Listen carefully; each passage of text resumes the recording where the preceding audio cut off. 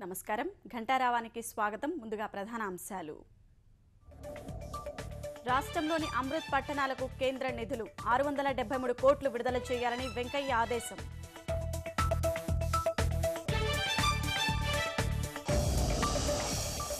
ఇళ్ల నిర్మాణాలు రుణాలపై ముఖ్యమంత్రి సమీక్ష.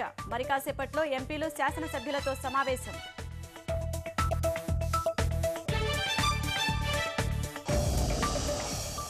బంగాళాఖాతంలో బలమైన అల్పపీడనం. రాయలసీమ కోస్తాలో వర్షాలు కురిసే అవకాశం.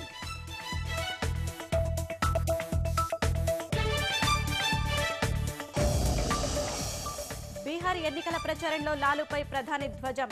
యదువంశీయులను అవమానించారని విమర్శలు.